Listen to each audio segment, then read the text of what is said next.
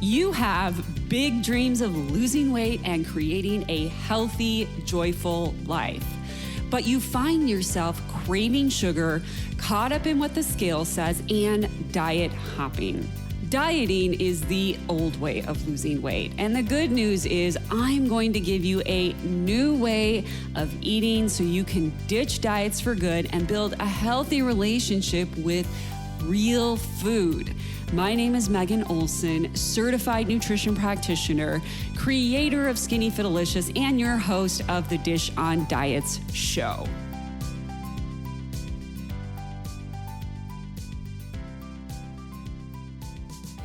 Hello, friends. How are you? Today, I have a great podcast discussion for you. I was chatting with a menopausal woman on TikTok last week. She's doing all the things, super frustrated because she gained 20 pounds when she went into menopause. And she started doing all these healthy things previously. Before menopause, she wasn't doing all of them. And she doesn't understand why she isn't losing weight. And, there's nothing more frustrating than feeling like you're doing all the right things and not seeing weight loss. You're not getting the results. And it dawned on me when I was speaking to this woman that some women may not understand the difference between doing healthy habits and losing body fat, because they're two different things. So I'm going to talk to you about this topic today. So healthy habits, those are things like eating adequate protein and fiber, eating balanced meals, getting your steps, exercising, strength training. Those are the tactical things you do to take care of your health. Whether or not you need to lose body fat, you are always doing those things. And I think some women just kind of look at those things like weight loss things. Those are not weight loss things. Those are things you need to do to take care of your health. And so some people kind of think, that by changing these habits and doing these habits, that they should just magically see weight loss. They should magically lose body fat. But the thing is, very few people are going to experience that. If the only thing you do is eat your protein and fiber, eat balanced meals, get steps, exercise, and strength train, it's highly unlikely you're going to lose body fat. And that was what I learned speaking to this woman. She believed because she was eating protein and fiber, walking 10,000 steps a day, and strength training 4 times a week, she believed she should be seeing weight loss. The scale should be going down. But there's one thing she's missing if she wants to see her body fat reduce, and it's energy balance. Curious enough, she told me she was a scientist and that she understood energy balance. She's even been tracking her calories, but she said it wasn't working for her. And there must be something else that I'm missing. It have to do something with menopause. And she even told me she never used to work out. She never used to get steps. She never used to eat protein and fiber. But then she just gained all this weight in perimenopause and menopause. And the thing is you can only get away with bad habits and ignoring your nutrition and your health habits for so long before it catches up with you. And for most women, it's perimenopause and menopause when it catches up with you. That's when all the fat gain starts to happen, and it's a reflection of not doing those habits for many years and decades. It would kind of be like, somebody having a heart attack and being like, I don't understand why I had a heart attack. I've had bad eating habits and never exercised a day of my life. I've always been able to get away with that. Why now? And it's just an accumulation of kind of ignoring your health. And I know that's hard to hear, right? We're not taught these things, and we're not, especially as women, I don't feel taught that these are the things we need to really be focusing on, right? To kind of get ahead of that menopause curve. So I think that was part of this woman's frustration was hey, I'm doing everything right now. Previously I didn't have all this body fat. Where did this come from? And it's really just an accumulation of bad habits and ignoring your health for a very long time. And it's kind of normal, I think, too, for women to go, well, it must be menopause, it must be my hormones, when really it's your habits. So the number one thing that a lot of people don't understand is energy balance. Our bodies are alive because of energy. Energy keeps your organs functioning, which keep you alive. And when there is an excess of energy, your body stores that excess energy as body fat. And when there is a deficit of energy, your body loses body fat. When your energy is balanced, your body maintains its body weight. So we have maintenance, surplus, at deficit. In podcast 111, in that podcast episode, I talk all about energy balance, and I give an example using a car and filling that car with gasoline to illustrate the difference between maintenance, surplus, and a deficit. And I'm not going to go back and review that example again with you today, but if you need more help understanding maintenance, surplus, deficit, then I recommend going back and listening to podcast episode 111. So when I was talking to this woman, I asked her, you've been tracking your calories, where are your calories at? And she told me 1,400 to 1,900. She eats in that range. And after more back and forth conversation, what became clear to me is that this woman did not understand that she needed to be in an energy deficit for a targeted amount of time to lose body fat. She was just doing a bunch of healthy habits and eating within this 1,400 calorie to 1,900 calorie range, but she didn't understand that she needed to phase her nutrition into a calorie deficit, or what I call a fat loss phase, in order to see fat loss. And I believe a lot of women are like this woman. They just think if they do a bunch of healthy habits, they should see fat loss. But that's not true. It doesn't work that way for most people. You need a targeted period of time where you go into an energy deficit to lose body fat, typically for several months, and you are doing different things while in that fat loss phase than what you do in maintenance. And just for sanity purposes here, let's clarify: energy deficit, calorie deficit, fat loss phase, they all mean the same thing. Okay? So if I use them interchangeably today, they all mean the same thing. So if your goal is to lose body fat, then you need to have that fat loss phase, that energy deficit. And it should be a phase, a targeted period of time where you are giving your body less than it needs, forcing it to use stored energy from fat and muscle tissue to keep your organs functioning, keep you alive, and support all the other activities you do in your day-to-day life. So you have your health habits that you're doing all of the time, but then if you have this specific goal to lose body fat, you go into an energy deficit, a fat loss phase for a period of time to lose body fat, and then you exit that fat loss phase and you go to maintenance, and that's where you live the majority of your life. Understanding this energy deficit stuff, it's fundamental to you losing body fat.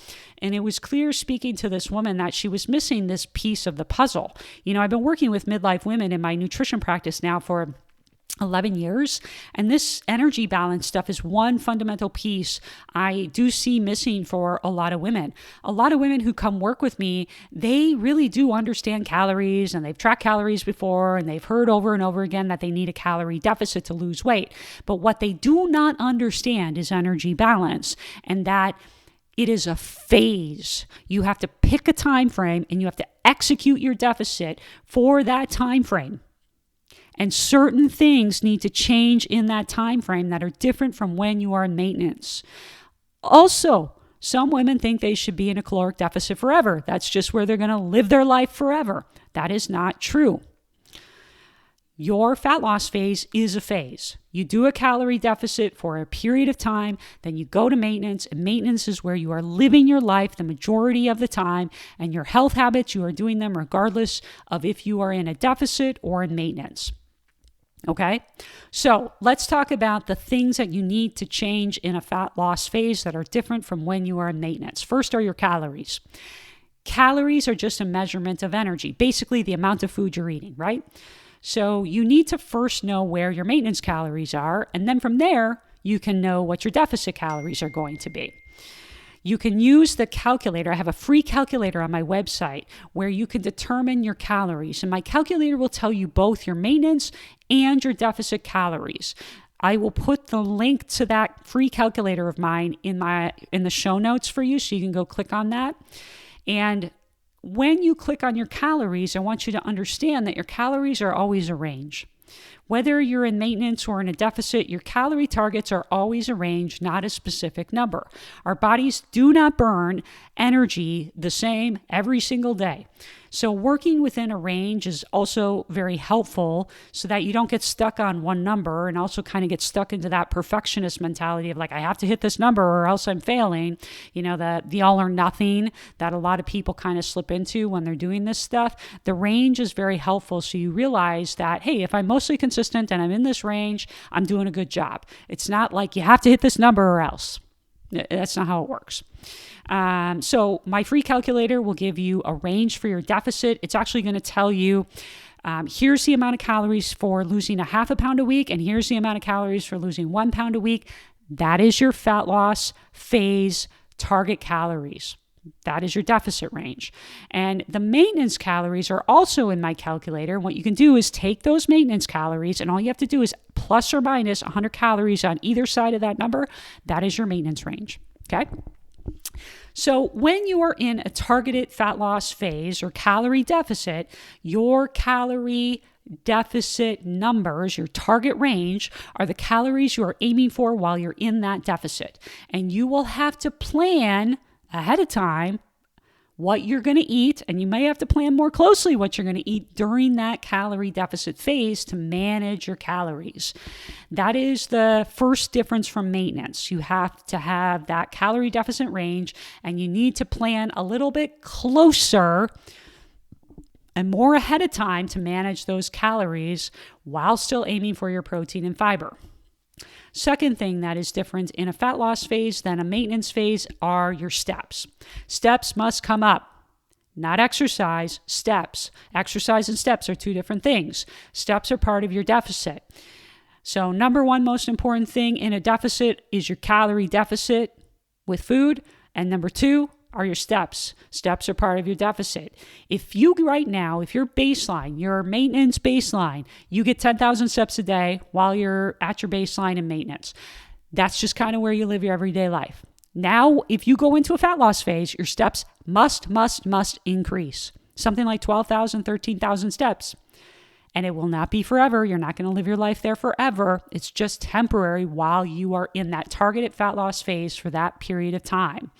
So likewise, if your steps are lower, like let's say your steps are 4,000 a month, then you're going to want to increase those like 6,000, 7,000, 8,000. You're going to want to get them up as much as you can while you're in a fat loss phase.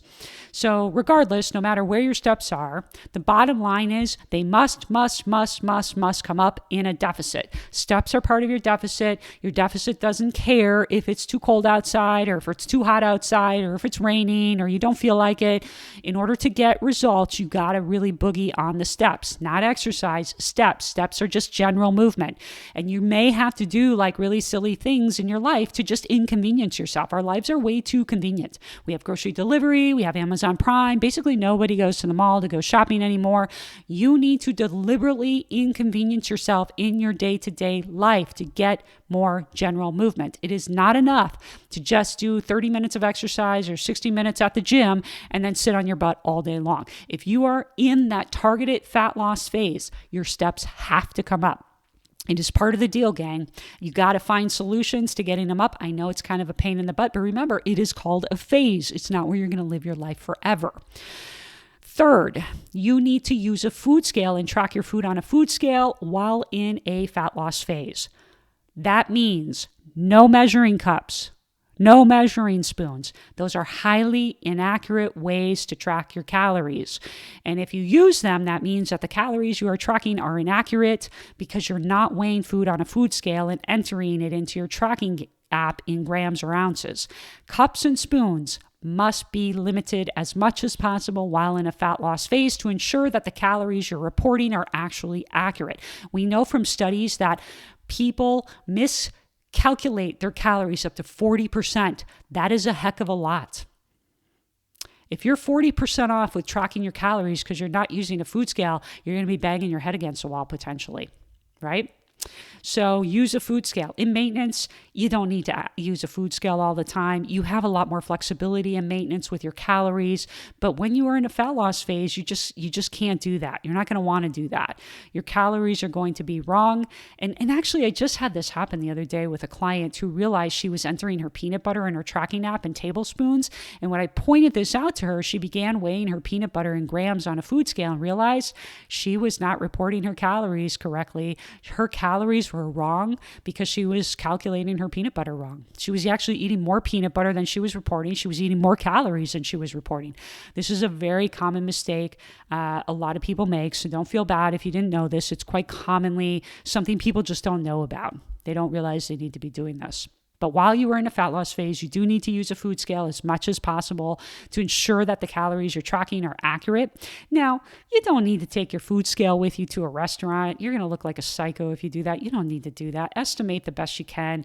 Limit how much eating out you do while you're in a fat loss phase to manage your calories the best you can. I mean, don't take your food scale with you on a vacation. I mean, maybe if you're staying in an Airbnb, it makes sense, or, staying with a family member. But if you're like going to a hotel or something, you don't need to take a food scale and take that around with you everywhere. That just would be silly.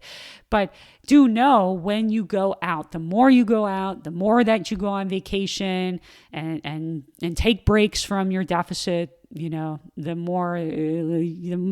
harder it is going to be to see results. Let's put it that way. Okay. So those are the three things that must change in fat loss versus a maintenance phase. And like I said earlier, your health habits always stay the same regardless. So you're always eating your protein and fiber. You're always eating balanced meals. You're always getting steps. You're always exercising. You're always strength training, regardless of what phase you are in. But in a fat loss phase, steps must come up and calories must go into that calorie deficit range for a targeted amount of time, and you need to use a food scale. Oh, the other thing I need to mention, you got to track measurements. When you are actively in a targeted fat loss phase, you have to track measurements. You cannot just look at the scale, gang. If you're just looking at the scale, you're not doing this right. I hate saying it that way, but I get messages all the time from women, and I'm like, are you tracking measurements? And always the answer is no. I'm just looking at the scale. You can't do that. You got to track measurements. Measurements are the thing that's going to tell you if you're losing body fat and if your pant size is going down.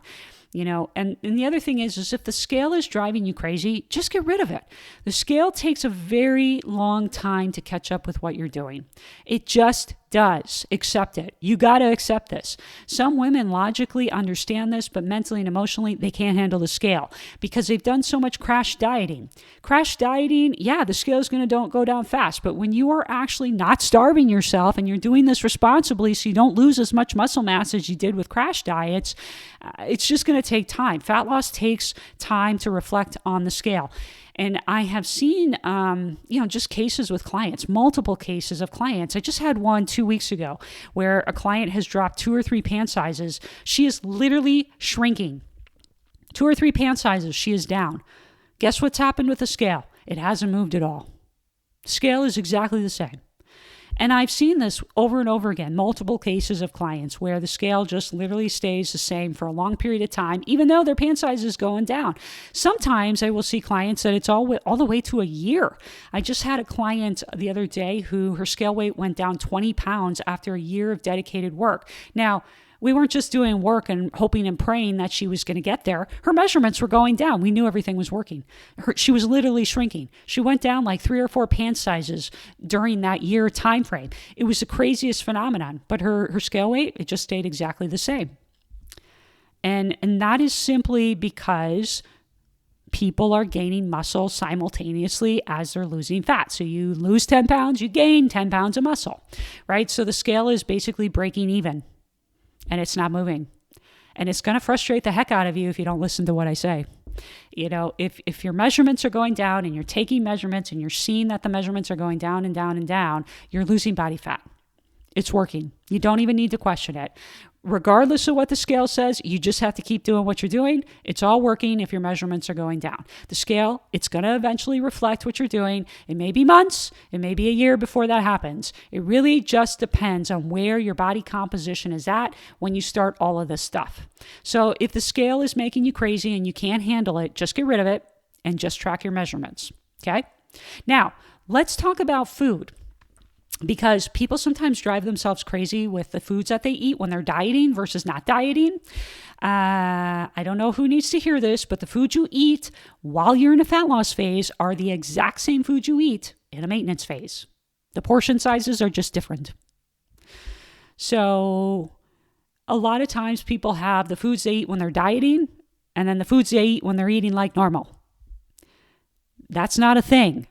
You eat the same foods when you are actively trying to lose body fat, and you eat the same foods when you're in maintenance. The portion sizes are just different. Now, in a fat loss phase, very important, I want to point something out. You're going to have a hint of hunger. That's how you know it's working. Remember, you're in an energy deficit. So it would be kind of weird if your body wasn't telling you if there's a little bit of hunger there. You're going to have a hint of hunger. Sometimes it's going to be stronger during your fat loss phase. Sometimes it's going to be totally manageable. You should not be starving. Starving means your calories might be too low or something's off. But a small, manageable amount of hunger, very, very normal in a deficit. And the thing about the slight hint of hunger in a deficit is that you may have to be more dialed into eating nutrient-dense foods, and you may need to swap certain processed foods for whole foods to ensure that you stay very full. An example I can think of is a protein bar.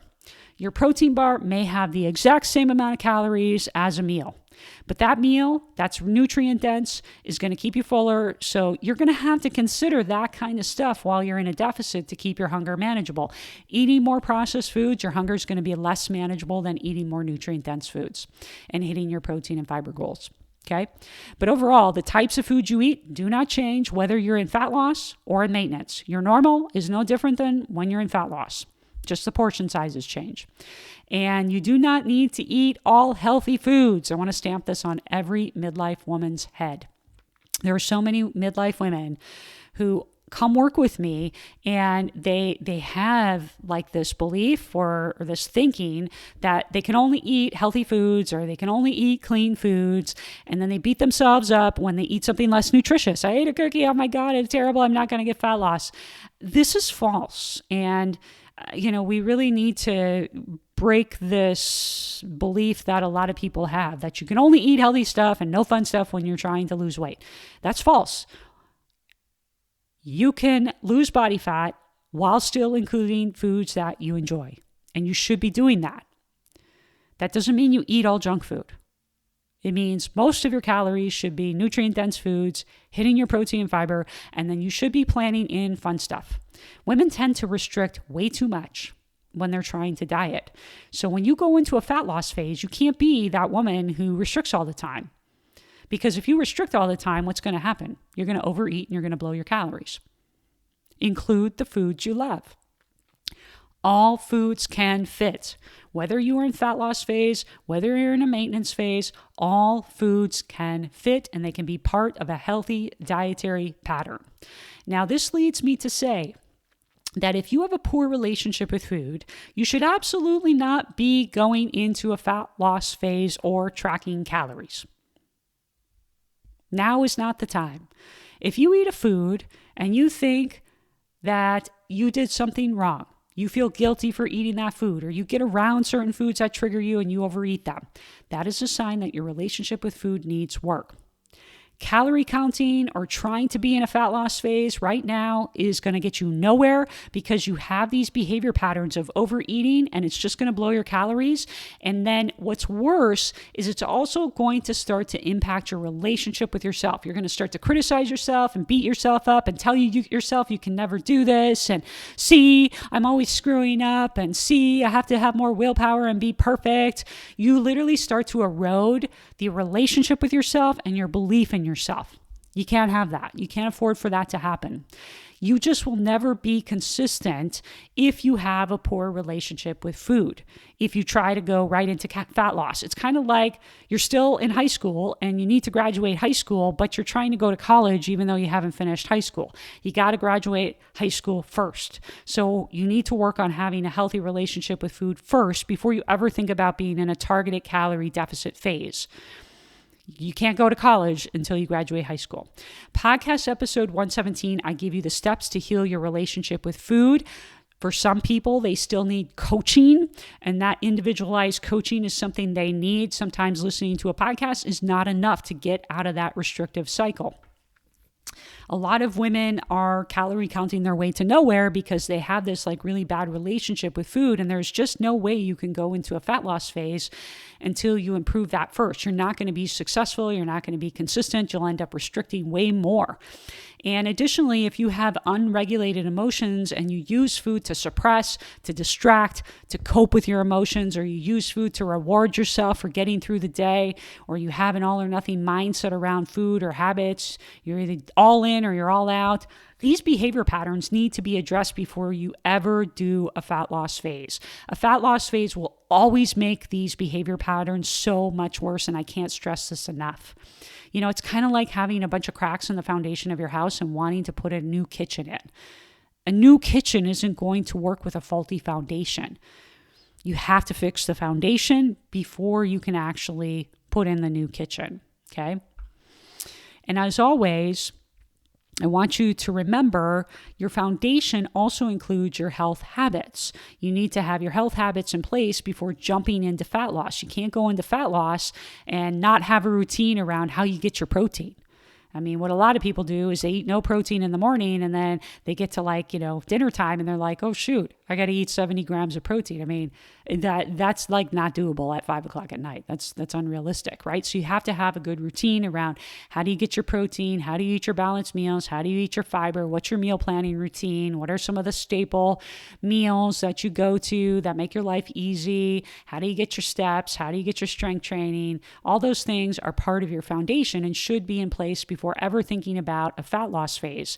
Think of it like a prerequisite for fat loss, right? You have to graduate high school before you could go to college. It's a prerequisite. Podcast episode 119, I talk about calorie counting your way to nowhere. Many women are calorie counting their way to nowhere because they have this faulty foundation. These things are not in place, right? Relationship with food is not addressed. They've got unregulated emotions when it comes to food, and they use food to cope and distract. And they also don't have these health habits in place. And literally, I've had so many clients who have tracked calories on and off for years. So when they come to me, they tell me, I've tried tracking calories and nothing worked, but they haven't gotten anywhere because all of these things, these foundational things, they were the things that really needed to be addressed and worked on. Okay. So don't think about going into a fat loss phase because you're just going to frustrate yourself more. And like I said, your relationship with yourself is going to suffer because you're going to criticize yourself more. You're going to put yourself down more. You're going to judge yourself more. You're going to stop believing in yourself. You're going to stop believing that you can figure this out and do this. You're going to think you need more willpower. And that is all just indicative of somebody who should not be dieting right now. Okay. So let's also talk about eating protein, okay? Because I can't stress enough for midlife women the importance of adequate protein, whether you're in a maintenance phase or a fat loss phase. Protein is the building block of our bodies, and you need to be eating adequate protein, if not more, as you age. When you go into a fat loss phase, your body's always going to give up some muscle, always. That's just part of the deal. You cannot afford to lose a ton of muscle in fat loss. That's what people do when they crash diet. I talked about this in my Optavia podcast episode I did a while back. You literally lose a lot of scale weight really, really fast and you shrink, but you're skinny fat. You have a high body fat percentage. So you lose a lot of muscle. And then when you gain the weight back, you don't gain any of that muscle back. You gain fat back. So you actually end up gaining a worse body composition the more that you diet. So we need to be really careful that when we are losing body fat, that most of our protein is still there. We're getting adequate protein and we know how to get our protein before ever entering into a fat loss phase, because you want to make sure that your body is holding on to as much of that muscle mass as possible. And you want to make sure you've got the right processes, the right foods, the right routines around your meals for hitting your protein target. Otherwise, you go into fat loss and you lose more muscle. You can't afford to lose more muscle. We lose muscle as we age already. We can't afford to have that double whammy anymore as midlife women. I do have a free protein guide in the show notes linked for you, so I recommend that you grab that if you haven't gotten that already. And it goes into more detail about protein for you. And I do want to remind you that some protein sources, like especially animal protein sources like eggs and meat, some of these have a fair amount of fat calories in them as well. And remember, fat has 9 calories per gram and carbs and protein have 4. So what I typically see with clients when we do nutrition audits is that the majority of their calories are fat calories. Most of their calories are coming from fat. It's very, very easy to get a lot of calories from fat if you're not really, managing, especially the type of proteins you're eating, because if you're not eating leaner proteins most of the time, you're going to have most of your calories coming from fat. And remember, fat is the easiest thing to convert as fat. Now, that's not necessarily a problem, but if you're eating in a surplus, you're eating more energy than your body actually requires, then now you're eating the food group that makes it easiest for you to store body fat. So if most of your calories are coming from fat, right, and you're in a surplus, that makes it very easy for your body to store as body fat. Lean protein is the hardest thing for your body to store as body fat. And carbohydrates is second under fat. So contrary to popular belief, you don't eat like a carb and automatically you just gain fat. It doesn't work that way. Actually, fat is the easiest thing to store as fat, and that is scientifically proven. But the bottom line, ladies, is you need to have a dedicated fat loss phase for a targeted period amount of time. Could be 3 months, could be 4 months, could be longer, depending on your specific situation. And that targeted fat loss phase that you are doing for a specific period of time, that is where you're doing these few things differently from when you are in maintenance in order to see fat loss. You need to phase your nutrition in order to see fat loss. You can't just do a bunch of healthy habits and expect to see fat loss. It's not how it works. So, and I do want to stress, right? Like your healthy habits, you should be taking care of your health and hitting your nutrition needs regardless of fat loss goals. Remember, it's about aging well. And I think sometimes we don't think about this until we see, our parents starting to deal with health issues. But if you want to be somebody who's independent as you age and be strong so you can carry your own groceries as you get older and have endurance so you can walk up and down stairs easily and walk, many miles when you go on a trip and run around with your grandkids and stay out of a nursing home, then your health habits and nutrition have to be things that you focus on, whether or not you're trying to lose body fat. They're things you always do. But again, to lose body fat, you need to have a dedicated fat loss phase for a time frame, and then you go back into maintenance after that time frame. And this applies whether or not you are in maintenance or in some other phase of life. I know it's really easy when you get to perimenopause and menopause to think something happened with your body, but a lot of it is just you haven't been doing these habits. And the more that you can get in front of this and start doing these habits before you get to menopause, the easier it's going to be, and the less you're going to have to, deal with. Energy balance applies at all phases of life. The thing is, you may not be burning as many calories in midlife, and that's for a variety of reasons, and I've talked about that a couple times on this podcast.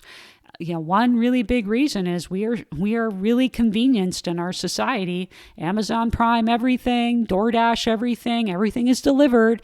Most people don't go to the grocery store and walk around. Most people don't go to a shopping mall and walk around. Most people don't park as far away so they can get more steps. You really have to go out of your way in today's society to move more. And lack of movement is probably the number one reason why people gain weight as they get older.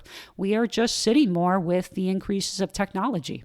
You're on your phone more and you're just not realizing it. And that is less energy that you are burning. And the more that you're sitting around, typically the more that people snack, right? And so then we're taking in more calories, we're burning fewer calories, and so we're just in a surplus. You're also not running around chasing your kids anymore. Your kids aren't little. They're independent. They've grown up, right? You're not carrying them around. You're not running around and trying to wrangle them, right? That means you're getting less energy expenditure than what you had when you were younger, right? So you're burning fewer and fewer calories because of these changes in your life. Also, most people, as they are in the perimenopause and menopause kind of area of their life, they're doing more vacations and more trips, which means more food, more alcohol, more indulgences. That means you're taking in more energy than you realize. Sarcopenia, right? Loss of muscle mass as you age. That makes it easier to gain fat. So all of these things kind of come barreling together around menopause, and it makes it really easy to gain fat as you get older. Kind of like the person I was talking to on TikTok. She's like, oh, I never had to do any of these things. And that's pretty typical, right? It's kind of like somebody who had a heart attack. You can get away with it for so long until it kind of shows up, right? But the good news is you're absolutely not broken. You're absolutely not hopeless. But you do need to have a dedicated fat loss phase, and you do need to take that dedicated fat loss phase seriously and treat it like a real goal to lose body fat. And I do want to stress this. It's a real goal. You got to treat it as a real goal. If you're going to do it for 3 or 4 months, you have to take it serious and you really have to be in it. You can't kind of sort of do it. You can't kind of sort of track your calories and have like all these days missing. You can't kind of sort of use a food scale. You can't kind of ignore the measurements and just hope and pray things are happening. You have to be on it. It's a goal. Like imagine if you went back to school for like, I don't know, a master's degree and you kind of sort of showed up. You kind of sort of did your papers. You kind of sort of did the exams. Do you think you would get a passing grade? Probably not. I do see some women, not all, but some women who don't treat fat loss, that targeted fat loss phase, as a real goal. They kind of sort of do it. They kind of sort of blow it off.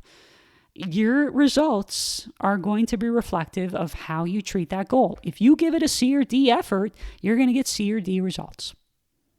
And I know that's hard to hear, but that's just true of any goal, right? You have a goal of running a half marathon. You don't really prepare for it. It's going to be tough for you to like finish that half marathon without, feeling like, what did I sign up for, right? Or graduating from that master's program, like I was saying. Any type of goal is going to come with some trade-offs. There are going to be some things you're going to have to do temporarily to get the results that you want, okay? And I don't say that to make anybody feel bad. I say that to empower you. Take that to empower yourself, okay? So ladies, hope that this conversation today was helpful to you. Reach out to me if you have any questions. And if you want to cut through the nonsense and learn how to do this stuff responsibly and sustainably and have a good relationship with food so you can keep weight off until you're 85 plus years old, schedule a free consultation with me. It doesn't make sense for you to bang your head against the wall for 2-3 years trying to figure this stuff out on your own. I've got the link for free consultations in my show notes for you. And when you schedule that consultation, I will talk to you about your goals, where you've been stuck, what you've been doing, and how I can help. All right. So let me know if you've got questions, and I'll talk to you soon. Hey, if you enjoyed this podcast, you have to come check out my free weight loss class. It's the 5 steps to lasting weight loss, how hormones impact weight loss, and the truth about lasting weight loss without relying on willpower, workouts, or deprivation. Click the link in the show notes to watch that free class today. And if you are a woman over 35 with 20 to 50 or more pounds to lose, schedule a free weight loss breakthrough session with me after you watch that class. And let's talk about your 20 to 50 or more pound weight loss plan.